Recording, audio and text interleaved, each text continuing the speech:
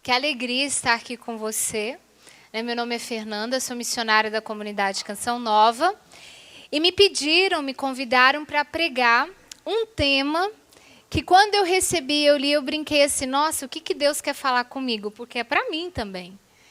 O tema de hoje é Maria, dai-me a graça que vos peço e tanto suplico. A minha pergunta para você nessa tarde, você que está aqui, mas você também que está em casa acompanhando pelo sistema Canção Nova de Comunicação é: qual é a graça que você tanto pede e suplica? Você que está aqui nesta quinta-feira de adoração, rezando, com o Ministério de Música, rezou pela manhã, o professor Felipe Aquino veio, partilhou. Você que está acompanhando pela internet, pela televisão, qual é o pedido de oração que você tem feito tanto, constantemente, se não a todo momento e diariamente? Vai pensando. E aí a minha próxima pergunta para você é: há quanto tempo você está pedindo? Você está pedindo esta graça hoje? Surgiu hoje esse desejo de fazer esse pedido? Ah, não, Fernanda, eu estou pedindo tem meses. Um ano? Já tem um ano? Não, tem 8 anos. Tem 20 anos. Há quanto tempo você tem pedido algo para Deus? Isso que está no seu coração. E agora, um próximo momento para a gente começar essa reflexão. Se ainda não aconteceu, o que Deus quer falar comigo e com você? Tem pedidos que a gente faz e acontece tão rápido, não é? Você até fala, nossa, eu estou em sintonia com Deus. Mas tem uns pedidos que passa ano e vem ano, e entra ano, final de ano, feliz ano novo e nada. Feliz ano novo e nada. E feliz ano novo e nada. O que Deus quer falar? Alguém aqui tem um pedido que tem feito há anos e ainda não aconteceu? Levanta a mão fazendo favor, se você tem. Eu tenho. Ah, então tá bom. Então nós vamos juntos refletir sobre essa demora, essa espera, que para a gente é uma demora. Como saber se o que a gente está pedindo é vontade de Deus? Porque você já parou para pensar que pode ser que o que você está pedindo, o que eu estou pedindo, não é vontade de Deus? E aí, como saber? Primeiramente, a pergunta que eu te faço: o seu pedido de oração te aproxima ou te afasta de Deus? O que você está pedindo te aproxima ou te afasta? Vou te dar um exemplo. Ah, eu quero ganhar na loteria, na Mega Sena, eu quero ser rico. Quero viajar o mundo inteiro. Será que se Deus te der essa Mega Sena, isso vai te aproximar ou vai te afastar dele? Mas se você pede, não, eu preciso de dinheiro porque eu tenho que colocar comida dentro de casa. Porque tem uma conta para pagar. Te aproxima ou te afasta de Deus? Depois, segunda pergunta que a gente precisa responder para saber se é vontade de Deus o pedido de oração. O meu pedido de oração é justo e cristão? Vou te dar um exemplo. A pessoa foi lá e passou a perna em você. Fez uma calúnia, mentiu, te oprimiu, te demitiu do seu emprego. E aí você está pedindo a vingança. Você está pedindo o mal. Que ele pague o que ele fez comigo. Mas 10 vezes mais. Ah, mas aquela vizinha, deixa ela. Tomara que o marido dela vai lá e abandone ela. O que você pede é justo? É cristão? Cristo pediria isso? Ou senão você pode fazer um pedido assim: nossa, eu preciso de um emprego.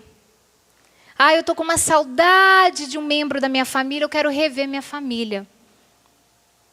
É justo? É cristão? E o terceiro ponto para a gente responder se esse pedido que você está fazendo há tanto tempo é ou não é vontade de Deus. O meu pedido de oração é maior do que o senhorio de Jesus Cristo na minha vida? Então, por exemplo, se Deus não me der isso, eu saio da igreja, eu abandono, chega. Esse negócio de fé só engana a gente, é só para a gente ficar aí achando que uma hora vai acontecer e a gente fica perdendo as esperanças, perdendo o tempo. Ou, se não acontecer, Deus seja louvado. Ele sabe o que é melhor para mim. E aí, o seu pedido de oração, ele é maior do que a vontade de Deus na sua vida ou não? E aí, para a gente agora entender um pouquinho, Maria, dai-me a graça que vos peço e tanto suplica. A minha pergunta é, por que pedir para Maria e não diretamente para Jesus? O tema que foi dado é Maria, vírgula. Estou falando então com ela. Maria, dai-me essa graça que eu tanto peço e suplico. Por que não estava ali Jesus? Convido você a pegar o Evangelho de João, o capítulo é 2, e os versículos de 1 a 11 para a gente responder essa pergunta. Evangelho de São João, capítulo 2, nós vamos falar sobre as bodas de Caná. Começa assim. No terceiro dia houve um casamento em Caná da Galileia, e a mãe de Jesus estava lá. Também Jesus e seus discípulos foram convidados para o casamento. Então estava Jesus, Maria, os discípulos, estava todo mundo lá. E lá no costume judaico, no Oriente,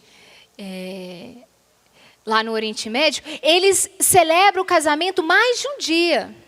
São vários dias de celebrações. Se eu não me engano, são quase 7, se não 7. E aí o que aconteceu? Faltando vinho, a bebida acabou. E o vinho era a coisa mais importante no casamento de um judeu. Faltando vinho, a mãe de Jesus, Maria, lhe disse: eles não têm vinho. Primeiro ponto, o cuidado e a preocupação própria de mãe. Ela ali naquela festa, ela vê a situação dos noivos que estão celebrando um momento importante, os convidados. O vinho, que é extremamente importante, acabando. Ela olha para Jesus e fala: eles não têm vinho, ou seja, acabou o vinho. Ela intercede. O que é interceder? Se você olhar no dicionário, a palavra interceder, ela quer dizer pedir a favor de algo ou alguém, intervir, rogar. É colocar-se no lugar do outro e defender a sua causa como se fosse a sua própria. Maria é a nossa intercessora que defende a nossa causa como se fosse a dela. Jesus, ele está sem emprego. Senhor, a dívida é muito alta, né? A gente reza, me ajuda. Aí Maria vai lá, Jesus, ele está com dívidas, precisa pagar. Na vida daqueles noivos era o vinho, mas e na sua vida e na minha vida? O que Maria está dizendo para Jesus? Preste atenção. O que ela está intercedendo, defendendo, rogando? E aí, é importante entender que quando a mãe pede, por que a gente fala tanto na Canção Nova? O filho atende. Né? A mãe pede e o filho atende. Que pedido é esse que toca no coração de Jesus e faz com que ele conceda aquele pedido que ela está fazendo? Eu nem sempre acreditei na intercessão de Nossa Senhora. Eu fui criada num país protestante. Fui para lá quando eu tinha 1 ano de idade, nos Estados Unidos. Então, eu achava muito exagerado o jeito que minha mãe rezava, pedindo a intercessão de Nossa Senhora. Não precisa disso tudo. Terço todos os dias. Aí a imagem, né, peregrina de Schoenstatt ficava lá em casa. Mas não precisa disso, que exagero. E aí no livro A Mulher Segundo o Coração de Deus, foi o primeiro livro que eu lancei pela editora Canção Nova, eu conto um pouco desse meu testemunho, que eu vou partilhar um pouquinho com vocês, que faz parte desse nosso momento de partilha. Eu não acreditava na intercessão da Virgem. A questão é que eu cresci questionando a figura de Maria. Minha mãe sempre muito devota, e eu não conseguia entender as razões que faziam ela rezar o terço diariamente. Ela recebia, como eu disse, mensalmente a imagem de Schoenstatt na nossa casa e eu ficava incomodada.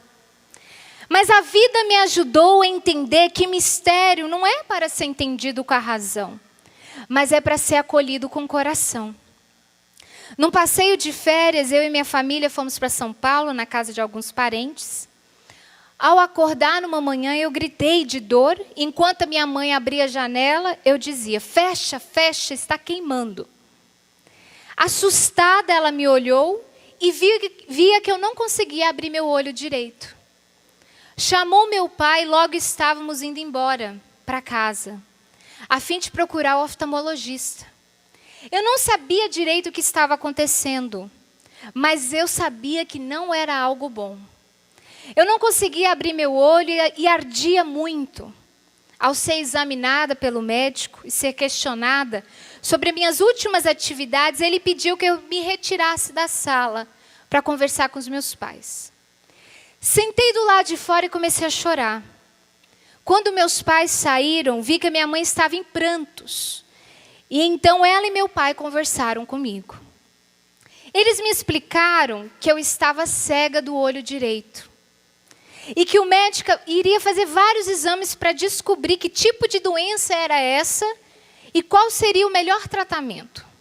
Mas o médico afirmava que com o tratamento eu recuperaria somente 30% da visão, além de ficar estrábica.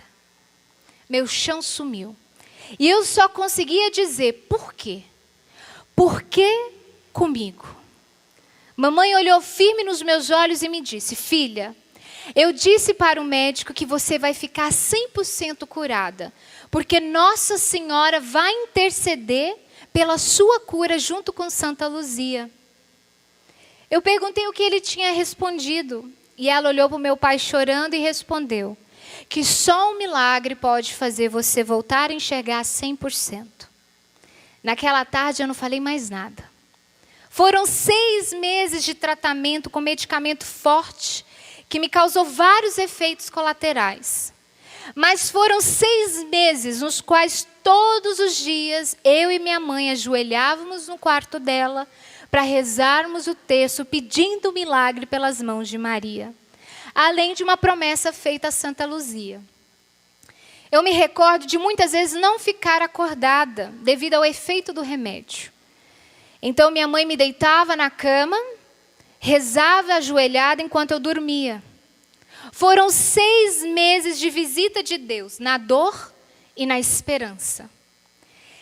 Em meio a essa luta, eu pude ser visitada pela Mãe do Céu, que pacientemente me conquistou, através da simplicidade da oração do terço. As imagens de Nossa Senhora na minha casa não eram mais um incômodo para os meus olhos, mas um sinal de esperança e fé. Nesses 6 meses, iniciei um processo interior de voltar às minhas atividades na igreja. O que me sustentava era a fé da Dona Cléria, minha mãe, que era impressionante. Ao final do tratamento, quando eu voltei ao oftalmologista, ele me examinou e fechou a porta com uma cara assustada. Fiquei receosa, mas ao mesmo tempo confiante. Ele olhou para os meus pais, em especial para minha mãe, e disse: a sua fé salvou a visão da sua filha. Ela está 100% curada.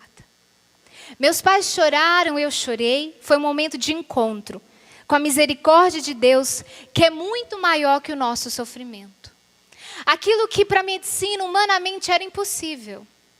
Pelas mãos de Maria, minha mãe conseguiu essa graça, não só ela, mas eu e meu pai e a minha família. Eu tinha 12 anos, pré-adolescente. E aí começou a minha história de entender essa palavra intercessora, que defende, que roga, que luta pela causa dos seus filhos. E no meu caso nem foi por mim, porque eu nem pedia, mas era pela fé da minha mãe. Mas aí o evangelho continua.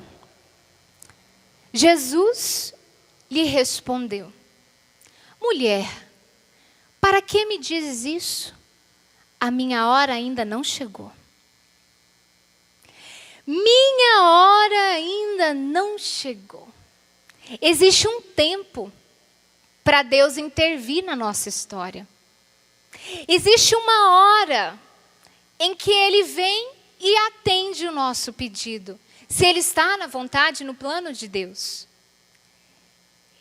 E nesse tempo que Ele está para nós demorando, sabe o que Ele tem feito na nossa história? Nos preparando, nos preparando. Talvez você e eu não estamos preparados, maduros para receber o que nós estamos pedindo. E essa espera está nos amadurecendo na fé e como pessoas.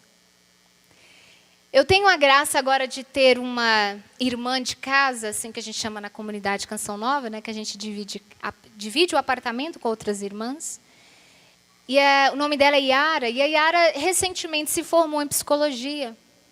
E nós estávamos conversando sobre maturidade. E eu dizia para a Yara: Yara, sabe o que me amadureceu? O sofrimento. Eu entrei para a Canção Nova, eu tinha 19 anos, eu era uma menina.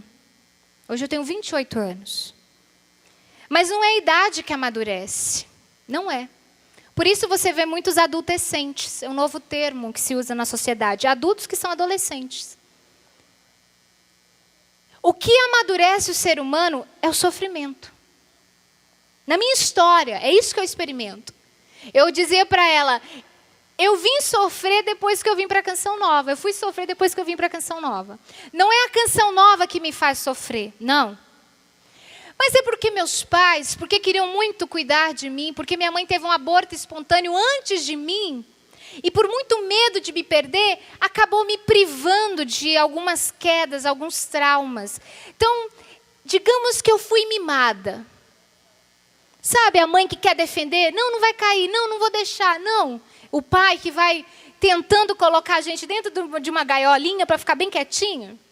Só que aí eu vim para a Canção Nova e a vida nos amadurece, porque o sofrimento existe para qualquer pessoa, cristão ou não cristão. Só que aí não tinha meu pai e minha mãe. Então eu tive que aprender na raça. E aí a Yara complementou para mim: está correta a sua análise. Só que tem mais uma coisa que amadurece: o tempo.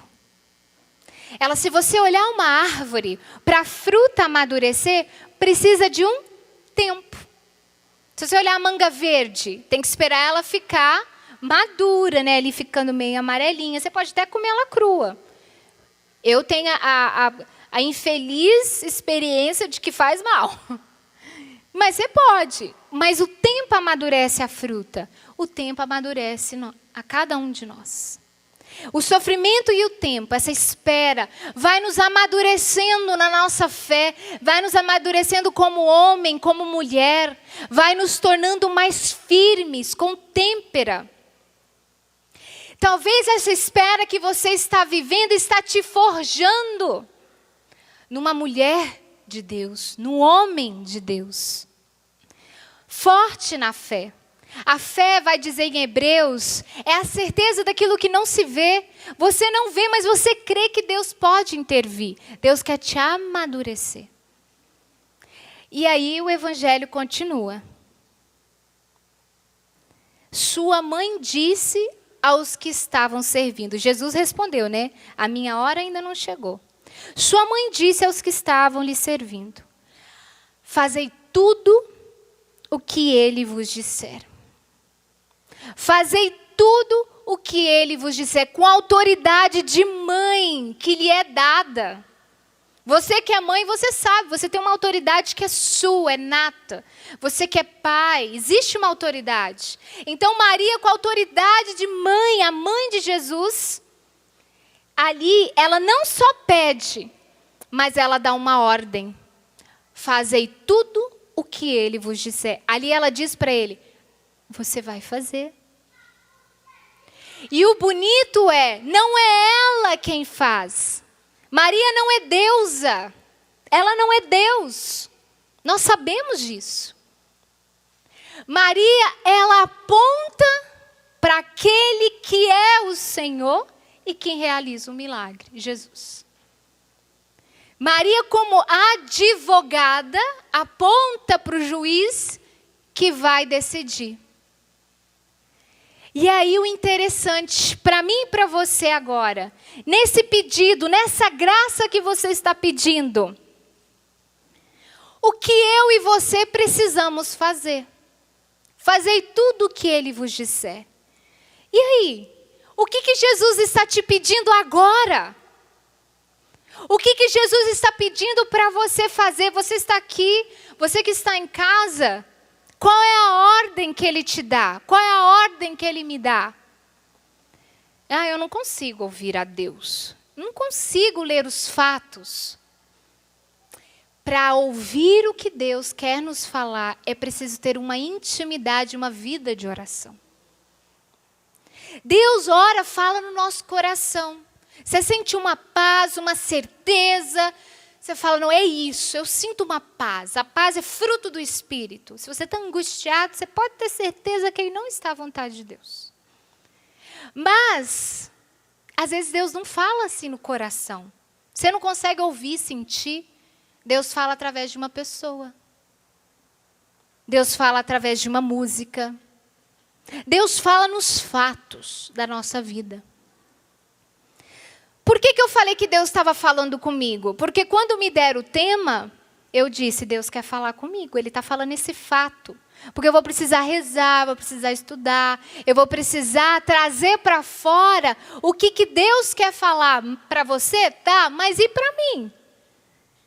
Deus fala nos fatos. Mas para você saber o que Ele está pedindo de você hoje e agora, você precisa rezar. Você precisa parar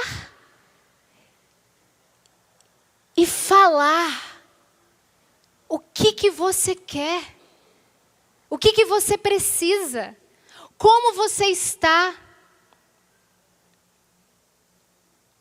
Falar, Senhor, eu preciso da sua ajuda, eu preciso da sua intervenção. E aí o mais bonito, eu vou terminar agora a leitura do Evangelho. Estavam ali 6 talhas de pedra, de quase 100 litros cada, destinadas às purificações rituais dos judeus. Jesus disse aos que estavam servindo, enchei as talhas de água. E eles encheram até a borda. Então disse, agora tirai e levai o encarregado da festa. E eles levaram. O encarregado da festa provou da água mudada em vinho, sem saber de onde viesse, embora os serventes que tiraram a água o soubessem. Então chamou o noivo e disse-lhe, todo mundo serve primeiro o vinho bom e guarda, e quando os convidados já beberam bastante, serve o menos bom. Tu guardaste o vinho bom até agora. Este foi um dos sinais que Jesus realizou em Caná da Galileia. Manifestou a sua glória e seus discípulos creram nele. Foi o primeiro milagre de Jesus, pela intercessão de Nossa Senhora. Eu tive a graça de ir na Terra Santa no ano de 2013, pela primeira vez.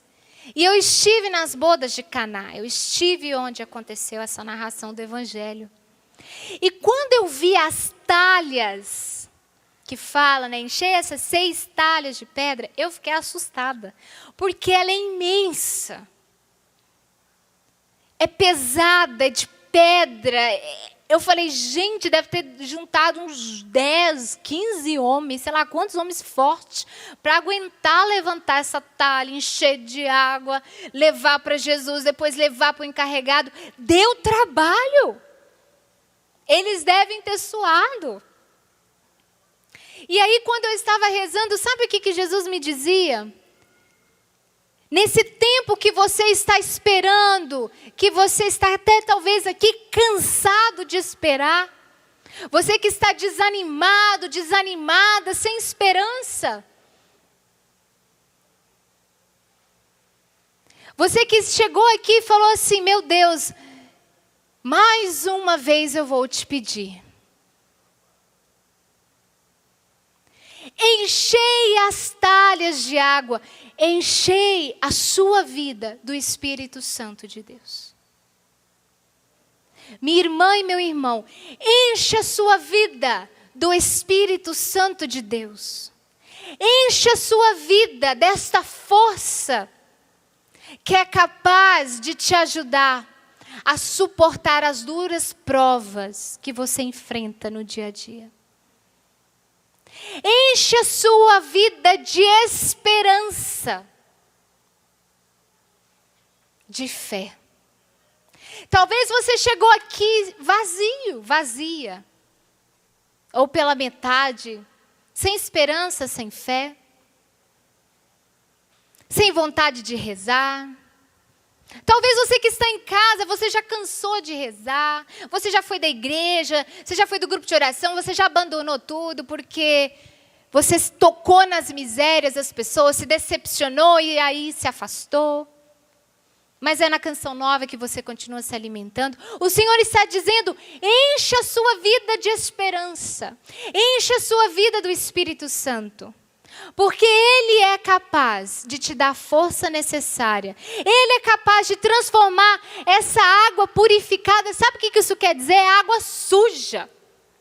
Era a água que o povo lavava à mão. Era uma água que os serventes devem ter olhado para Jesus e falado assim: mas está sujo. E o encarregado, né, o dono, a festa lá, o encarregado da festa, chegou para o noivo, eu imagino um dos serventes assim: nossa, agora ele vai falar, mas que porcaria é essa de vinho, porque estava sujo, estava ruim. E ele fala: nossa, você guardou o melhor vinho para o final. Porque quando Deus realiza o milagre, e Ele realiza no tempo certo, na hora certa, quando você estiver preparado para receber, você vai poder dizer que os frutos do sofrimento valem muito mais do que todas as lágrimas que você derramou até colher aquele milagre. Deus quer hoje, agora, nesse início de tarde, encher a sua vida de esperança e de fé. Eu escrevi aqui nas minhas anotações: Fernanda, : esperança na minha vida. Qual é o seu nome? Diga seu nome para mim. Agora você fala: esperança na minha vida. Vamos mais forte? Você fala o seu nome, eu falo o meu. Fernanda, esperança na minha vida. Quando você estiver cheio do Espírito Santo, quando você estiver cheio de esperança, sabe o que vai acontecer? Você vai conseguir sofrer sendo uma pessoa feliz. Porque a alegria, ela não é momentânea, ela não é de gargalhadas, risadas, isso é euforia. A alegria vem da alma, a alegria vem de dentro. E aí você pode olhar para uma pessoa que você conhece, sofre tanto, e você fala: como que você sofre tudo isso e ainda tem essa cara boa? Ainda consegue sorrir? Porque essa pessoa é cheia do Espírito Santo. Porque essa pessoa é cheia de esperança. Eu te contei um milagre que a minha mãe recebeu, né, e eu, graças ao bom Deus e à Virgem Maria, lá na minha pré-adolescência, certo? Recebi a cura, né, o milagre da minha vista. Mas agora eu tenho um pedido que eu faço ano após ano e nada aconteceu. E aí? São 8 anos que eu venho pedindo em toda Santa Missa, em toda adoração, em toda oração do terço, todo momento de oração, a graça e o milagre de poder estar, rever, sentir o cheiro dos meus pais, porque eu ainda não posso vê-los. São 8 anos desafiadores, sem comer a comida da minha mãe, sem sentir o cheiro do meu pai, sem estar perto deles. São 8 anos que custam muitas lágrimas. São 8 anos que custa muito grito na capela, porque tem dia que dói tanto que a gente tem que gritar. Você já viu que Ana, quando rezou no Antigo Testamento, ela chorava tanto, ela gemia tanto que o sacerdote achou que ela estava bêbada. E aí ela engravidou de Samuel, porque ela era estéril. Tem dias que a minha oração é como de Ana. Entre lágrimas, entre gemidos. E aí são 8 anos, e aí eu te digo, e aí o que a gente faz? Maria, dai-me a graça que eu te peço e suplico. Eu passei pelos filtros. Meu pedido é justo. Ele é cristão. Ele é da lei natural. Todo ser humano tem direito de estar com os filhos e com os pais. Se eles estão em vida. E aí, Fernanda? E aí, meu irmão e minha irmã? Fernanda, esperança na minha vida. Deus tem a sua maneira e a sua forma de nos formar, de nos amadurecer, de nos dar têmpera que a gente desconhece. Só que se a sua fé não estiver firmada nele, você abandona. Porque aí você começa a achar que Deus é ruim, que Deus é mau. Deus é inacessível ao mal, diz o catecismo da Igreja Católica. Deus jamais quereria que você sofresse o que você sofre. Mas Deus permite porque Ele sabe que nos amadurece. Quem aqui é pai e mãe vai entender o que eu vou dizer. Sabe quando o seu bebê está recém-nascido, ele precisa tomar uma injeção? E tem hora que aquelas agulhas são imensas. Hoje em dia ainda está mais, né? Estão menores. E aí aquela criança chora. E quando ela é maiorzinha, ela olha para você e fala, não, mamãe, não, papai. E você tem vontade de pegar a mão da enfermeira e falar, não vai aplicar esse negócio, não. Vamos embora, meu filho, vamos embora. Só que o que você tem que fazer? Você tem que deixar. Porque você sabe que se ela não levar aquela injeção, ela pode ficar tetraplégica, ela pode ter uma doença, ela pode morrer. Não é assim, pai e mãe? Tem sofrimentos que a gente grita para Deus, por que eu? Tira isso de mim. E aí ele sofrendo também nesse sentido como pai e mãe, diz, meu filho, minha filha, você precisa dessa injeção. Porque Deus está preocupado com a salvação da nossa alma. De que adianta você ganhar a vida inteira se você perder a sua alma? A alma ela é imortal para sempre. E se você está aqui, eu tenho certeza que você quer contemplar a face de Deus no céu. Eu tenho certeza que você tem sede de céu. Eu tenho certeza que você está aqui porque você quer ser um homem novo, uma mulher nova, você quer chegar no céu. Então eu preciso te dizer, abrace a sua cruz. O evangelho de hoje, na Santa Missa, vocês vão participar, é esse. Se quiser me seguir, tome a sua cruz e siga-me. É um sofrimento redentor. O que isso quer dizer? Esse sofrimento transforma a sua vida e para quem você rezar, da sua família, em salvação. Se eu te contasse quantos frutos eu e meus pais estamos colhendo desse sofrimento, eu ficaria aqui a tarde inteira. Parece loucura, eu escrevi no livro.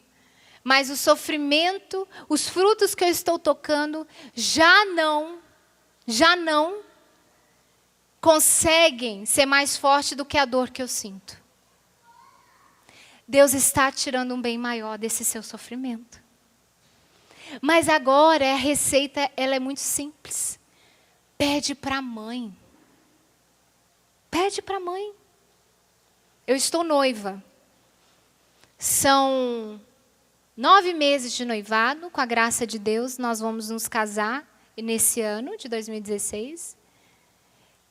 E a pergunta que eu faço para Deus é, o Senhor vai me dar a graça de entrar com meu pai? O Senhor vai me dar a graça de ter minha mãe? Eu não sei a resposta. Mas eu preciso te dizer que demorou muitos anos para eu conseguir falar dessa forma e como eu estou falando para você. E eu só comecei a falar dessa história porque o Monsenhor Jonas Abib, meu pai fundador, um dia me disse: Fernanda, você precisa testemunhar a sua história. E eu dizia para ele: não vou me expor. Ele: você precisa, os jovens precisam do seu testemunho. E eu dizia: não, eu não vou me expor. E aí chorando, né? E ele falou assim: não é se expor, é testemunhar, é diferente. E aí eu disse mais uma vez: não, eu não vou. E aí ele, como Pedro, negou 3 vezes, mas se tornou aquele que foi primeiro Papa da igreja. 3 vezes você negou, mas eu quero acreditar que você vai testemunhar. E logo depois dessa conversa, eu testemunhei, em 2014, no Revolução Jesus.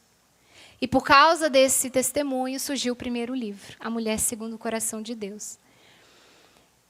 Quantos frutos eu estou colhendo? Pelos testemunhos que eu recebo, das pessoas que vão me dizendo. E aí eu falo para o meu pai e para minha mãe: poxa, está dando um novo sentido. Porque está ajudando as pessoas a terem fé. E aí eu digo para você: qual é a graça que você está suplicando há tanto tempo e que hoje Nossa Senhora quer recolher de você e apresentar para Jesus? Eu quero voltar aqui para... Primeiro eu vou falar para os homens. Você é chamado, homem, jovem, tem várias idades aqui, a refletir a face de Deus. Você é imagem e semelhança dele. Você é chamado a refletir a beleza de Deus. Quando as pessoas olharem para você, elas têm que falar: poxa, que homem belo. E aqui eu não estou dizendo de uma beleza padronizada secular. Eu estou dizendo uma beleza de alma, de caráter, de personalidade, de moral. Porque você pode ver um homem esteticamente muito bonito, mas você vê o olho dele, o olhar, as atitudes moralmente muito feio. E aquela beleza se escapa. Entre os jovens tem uma expressão assim: ai, fica com a boca fechada que você é mais bonito. Não, não é essa beleza. É a beleza de alma, de personalidade. E agora para as mulheres, você é convidada a refletir a beleza de Deus. A beleza da mulher a ser revelada através de você, através das suas escolhas, através do seu sofrimento, através da sua luta. E aí eu vou te dizer, esse sofrimento produz frutos. É como uma árvore que vai alimentando as pessoas, da sua família, da sua cidade, do seu trabalho, onde você convive. Vai alimentando as pessoas. E aí, assim como eu te apresentei o primeiro fruto desse sofrimento, neste ano eu te apresento o segundo fruto.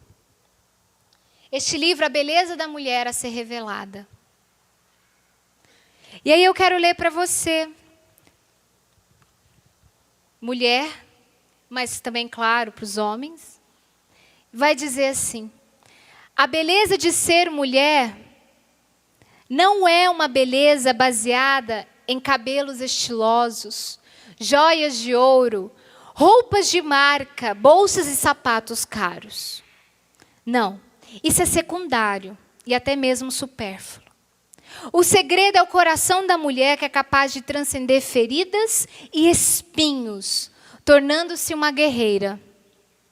A personalidade marcada pela serenidade, pela suavidade própria de uma mulher, conduzida pelo Espírito Santo de Deus, é que encanta e a torna coisa preciosa diante do Senhor e dos homens.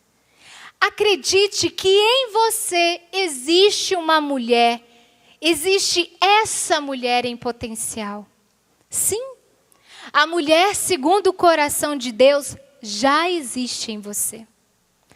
A beleza está em ser uma mulher religiosa, que na sua liberdade escolheu se dedicar inteiramente ao reino de Deus. Na vestimenta que destaca o sorriso no rosto de quem encontrou seu maior tesouro, que é ser toda do Senhor. Em anunciar com a vida que é possível gastá-la inteiramente em prol da salvação das almas. Cada mulher traz uma marca exclusiva para deixar como legado nesta terra. Não há como comparar as mulheres, pois Deus foi infinitamente criativo para criá-las com diversidades que as fazem únicas. Toda mulher exala o odor de Cristo. Se você está afastada do seu Criador e já não sabe mais que cheiro tem saído da sua pessoa, é tempo de recomeçar.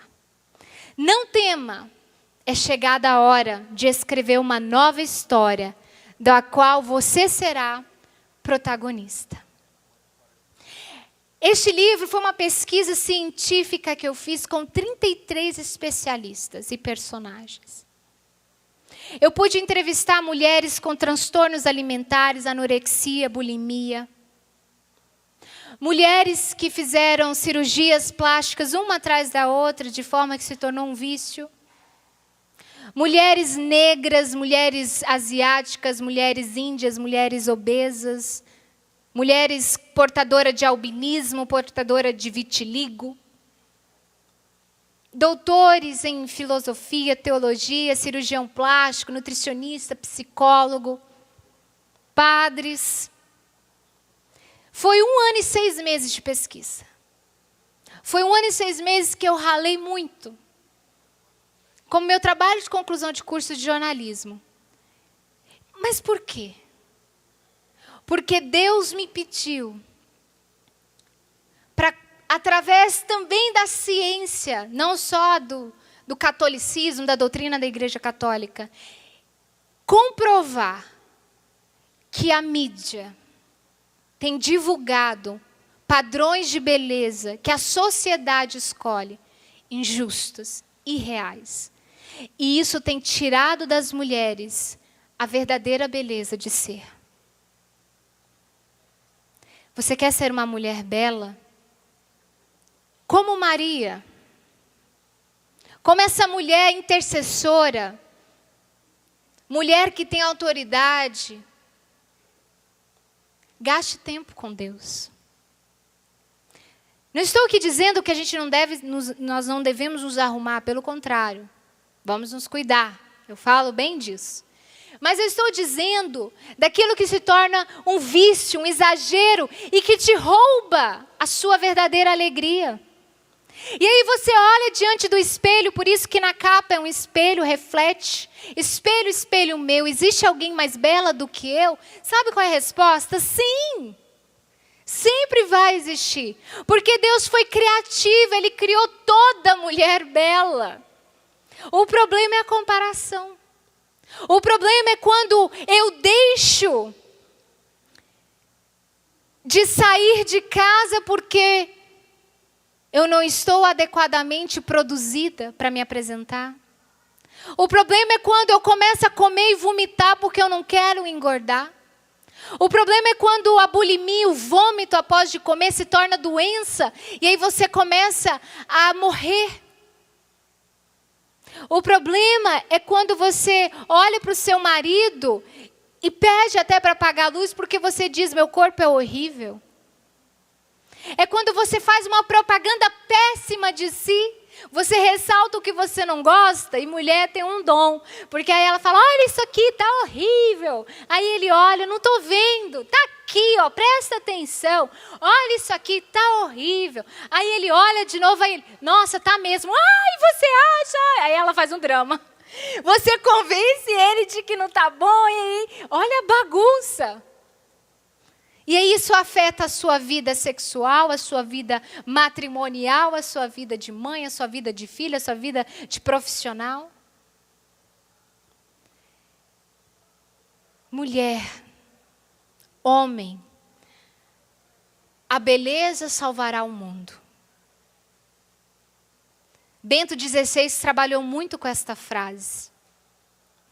E aí eu quero dizer para você que o Monsenhor Jonas Abib me deu uma graça de entender o que de fato é essa beleza a ser revelada. Só que eu vou deixar ele mesmo falar. Vou colocar aqui para você prestar atenção bem na mensagem que ele tem para mim e para você.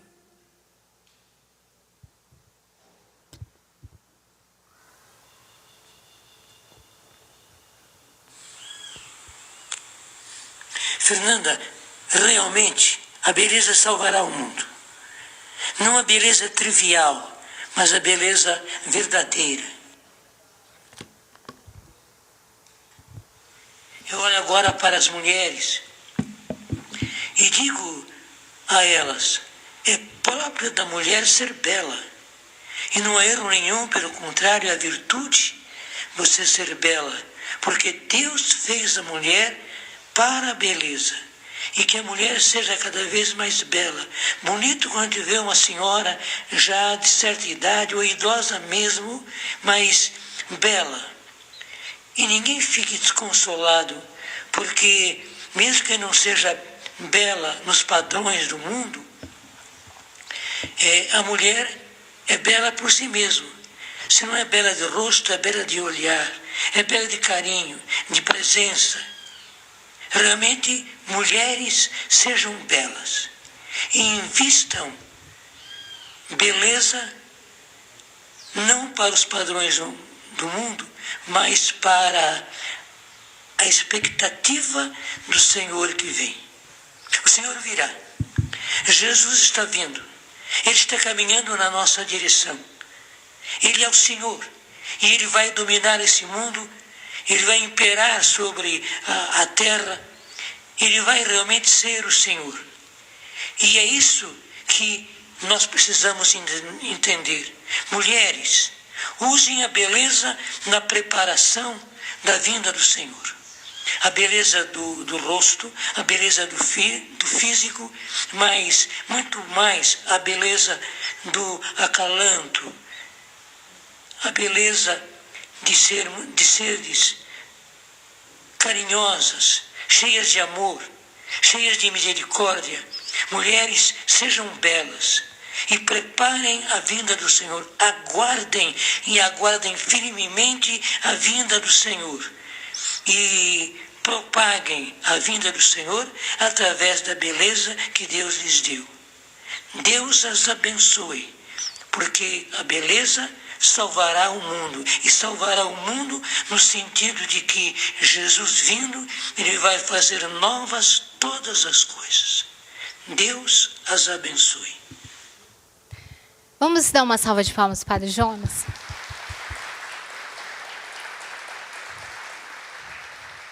Quando eu coloquei esse áudio lá em casa, aí os meninos, os homens, os rapazes, né, falaram: como que ele consegue, né, dar tanta profundidade e explicar para a gente que tudo remete para a segunda vinda de nosso Senhor. É isso que importa, o céu. Se a graça não chegou, pediu os músicos, espera. Talvez essa espera, essa demora, é para te aproximar mais de Deus e te fazer ainda mais um homem de fé, uma mulher de fé. Mas e aí, enquanto a gente espera, como é que faz? Vou te dar 3 dicas, que é a que eu vivo. Primeiro, deixa Deus te purificar. Deixa Deus te formar, amadurecer. Deixa Deus te formar numa mulher segundo o coração dele, num homem segundo o coração dele. Sabe, enquanto você espera, vai se convertendo, mudando pensamentos, atitudes, palavras. Lembra? O sofrimento amadurece. Segundo, vá ajudar os outros. Se coloque em missão, caridade. O que a sua mão direita faz que a esquerda não saiba, sabe? Aquela passagem de Jesus? Ajude os outros. Quando a gente olha para o sofrimento do outro, a gente percebe que o nosso vai diminuindo, diminuindo. E vai dando força para a gente lutar mais. Não fique parado no seu mundinho, saia desse quarto escuro. Volte a se alimentar. Levanta desta cama. Luta. Vá ajudar.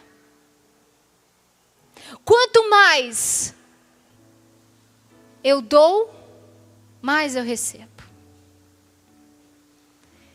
Quanto mais eu apanho da vida, quanto mais eu vivo sofrimentos, injustiças, calúnias, mentiras contra a minha pessoa, mais frutos eu dou.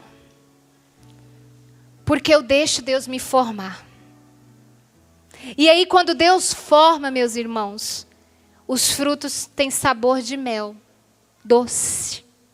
Mas se a gente não aceita o sofrimento, se a gente quer se justificar e bater na porta de fulano e de ciclano porque você mentiu, você caluniou, se a gente faz justiça pelas próprias mãos, o fruto tem gosto de fel, é azedo, é podre. Saia de si. Vá ao encontro do outro. E terceiro, revele a face de Deus. Deixa Deus falar através de você. Eu recebi um testemunho deste livro na semana que eu lancei e que me marcou profundamente. Uma jovem chegou para mim e falou assim: eu estava no lançamento do livro, eu comprei. Eu li numa sentada só. Eu sentei e li ele inteiro, menos de 3 horas. E eu vim te agradecer porque agora eu quero ser curada. Daí eu, ai, que bom, fico feliz. Aí ela começou a me contar a história dela. Com 6 anos ela começou a sofrer bullying na escola. E aí, com 12 anos, ela viveu a anorexia e a bulimia. A anorexia é quando você não come porque você não quer engordar. E a bulimia é quando você come, você vomita para não engordar. Só que ela viveu isso durante 3 anos. E chegou um ponto que ela não comia, então ela vomitava sangue. Porque não tinha o que vomitar. Paralelo a isso, ela começou a se automutilar. Porque a dor era tão grande que ela começou a se cortar com gilete. Com 15 anos, essa história. E por fim ela tentou suicídio.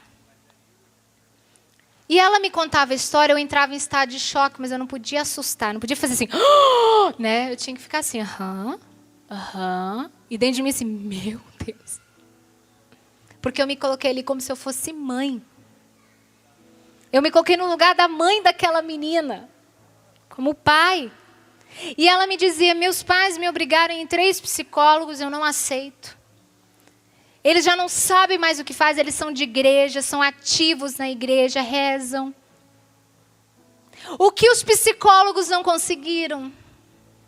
O que as orações, aí eu vou entrar a chave, das pessoas não conseguiram? Este livro, com as histórias reais, conseguiu. Em uma sentada só. E os pais dela estavam aqui, eu falei, eu quero conhecer seus pais. Abracei, rezei por ela, ela se foi. E eu fui abraçar os pais. E eu disse assim, olha, eu vou casar com a graça de Deus esse ano. E eu me preparo já para a maternidade ano que vem. Eu tenho um sonho, o desejo de ser mãe ano que vem. E eu me senti ali como mãe daquela menina. E aí eu olhei para a mãe dela e falei, eu me coloquei no seu lugar como intercessora. Eu senti a sua dor. E aquela mãe e aquele pai começaram a chorar. E eu falei, se não se culpem porque vocês são da igreja, porque vocês são líderes e um contra-testemunho dentro de casa, não se culpem. Sabe por quê? Porque as suas orações chegou ao coração do Pai. Porque ela veio para o acampamento por vontade, livre vontade, Revolução Jesus. Porque ela comprou o livro por livre vontade e porque ela leu por livre vontade. Ela quer agora ajuda e ser curada. E aí eu dizia para eles, ela vai aceitar voltar no psicólogo, fazer terapia, direção espiritual, oração de cura interior. Mas vocês precisam ajudá-la. Vocês precisam voltar a confiar.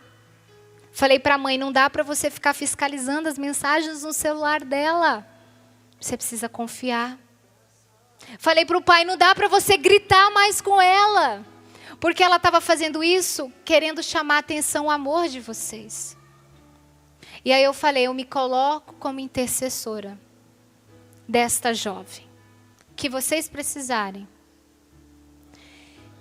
Não tinha uma semana que eu tinha lançado esse livro, eu cheguei para o meu noivo e falei, já valeu a pena. Todo o sofrimento por esta jovem. Porque Deus convenceu ela de que ela era digna e filha e linda. E ela tinha uma beleza a ser revelada. O pedido daquela mãe, ela falou para mim, Fernanda, eu já não sabia mais o que rezar. Quando ela tentou suicídio, eu falei, Senhor, eu abro as mãos, eu largo, está aqui. Faz o que o Senhor quiser, eu não tenho mais força. Acabou. Eu falei, bonito. Porque aí quando você perdeu o controle, Deus pegou o controle e em menos de um mês você já está recebendo a sua oração, o fruto da sua oração. O que hoje você precisa largar a mão? Perder o controle. Deixar. É seu filho que está nas drogas, na prostituição. É o seu marido que está no adultério, a sua esposa que foi embora. É um namorado que você deseja ter um esposo. O que você hoje precisa falar? Senhor, está aqui, eu abro mão. Faça como o Senhor quiser. Coloque-se de pé. Vamos encerrar agora rezando. Eu te convido a dizer, Senhor, eu te entrego, o meu pedido é esse. Qual é o seu pedido? O meu pedido é esse. Pode ir já falando. Vou pedir o Emanuel para me ajudar. Vai dizendo, Senhor, eu te entrego. É o seu filho, seu marido, sua esposa, os milagres. Senhor, é isso. Mas eu cansei de lutar contra a sua vontade. Faça segundo a sua vontade. Faça, Senhor, segundo a sua vontade, não a minha. E agora eu convido você a orar no Espírito. Vá soltando a sua voz no Espírito. Vai permitindo com que o Espírito Santo de Deus vá rezando em você, através de você. Sim, Espírito Santo, entrega essas orações, esses pedidos à Virgem Maria, para que seja ela a levar a Jesus. Sim, Espírito Santo, vem, enche as talhas dos teus filhos, da tua presença, da esperança. Vem, Espírito Santo, pela intercessão de Nossa Senhora, traga o milagre que salvará cada um. Coloque a mão sobre o seu coração agora.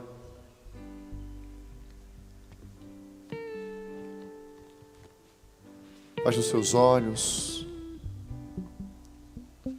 e tenha certeza de que a mãe, que a Virgem Maria intercede por você agora. Que ela intercede por você. Que ela intercede pela sua vida. Que ela está orando por você. Que ela está intercedendo por você. Para que o seu milagre chegue. Para que a bênção na sua vida chegue.